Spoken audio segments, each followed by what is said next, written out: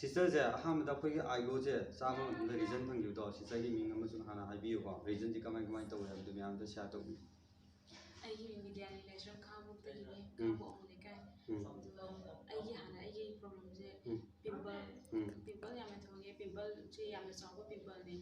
pointed of pimple na te to manung da chaw tho ga to manung da chando to mai ma sam po ga adum adu na kan oram bu ne oram bu ne ba chando ko ju som de chando ko jina smana to mai sa la la ja la e do som ju smana cham na som thunga ko da som ju mai sa la e mai sa bi ne to si la de no lai ba kis mai la ga yam na han ma mai de na ma yam thunga le mai gi si stick pon si type si mo ji yam thunga le ba chaw pimple ju yam chaw ga chaw chaw ba manung da nai ja bi adu mai to yam na bi do ne ai di kana ko ni mi sen ye ngudre to mai ta bu ju ta ni ngudre sum toner na bi cham ba thi bu yam na bi ko ra na ha je de gi ayo chaw ko lo ha bi de gi ayo je try to ri ye ya de to de gi da cham ja de ko to de gi da yam na kan to de gi da yam ja de ku da man ha de din ko ba is ma ji ne am to ja de di ba ti je ko du bi de di ba ti yam cha fa de gi yam sa de di ba yam ku di ba thu ja re je adu do ga si ai ni sa bu de gi ho je mai je pimple ha thu ngam ba do ta tang ngai hai ta re yam na su thung de ju kan de du ba sa na ngai ram da ba ha na ngai ram da ko to yam da su loi nei sa clear ho re tha gi menstruation lam ba du lam da du su pa na la e ha na si tha gi menstruation cha nai lak te ba ko tha ma la ni adu do ga tha ni hum lak ta to ba mai lak ta ba kan do sa je dum pu ne khat la la ga pimple je pang to ko thon ba da mo pe thok tra min na adu ga ada ai lo je sa ba tha mari su ja la e handa su doi ne ba si si ga tha mari ahan ba tha mari su ja la ba tha hum di pa ja na pi ra je chang nai la e ba je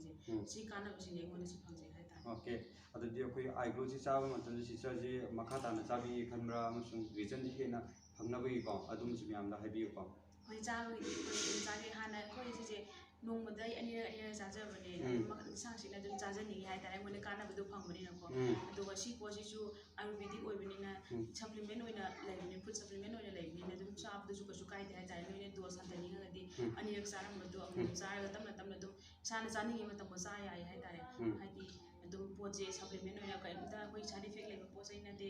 herbal oi na direct ma ji natural oi ba po da se ni na ko fruit sing ya se ni na koi ha cha na ka su so pa lai de ba ai ni mo ai jo hai chang nai na phajan ma kha ta na sa bi bi su kai de ai sa ju sa ja gi khan je ni sa ju sa ja ni dum paisa nu sa gi hai ra ga di ko mi je health is the priority de health de bi ta re health ko dum lai di paisa su dum la ka ni health be so ba dum sa so la di sa so la di paisa ka lai la ka ni sa ta ga pa ja ga na ne ai ni mo si hai je ni okay adu ga khoi de viva gi ai do se su matik ngam na ju na khangbi ba lai re idea su matik chaba matam da good reason ji chaba matam da su matik phang ma ngam ya ba ji hai jare thank you very much thing video khudi bang na ai go ji matang da kana ba ja dum thin da ba lai tana kodong chaba advantage ji lo bi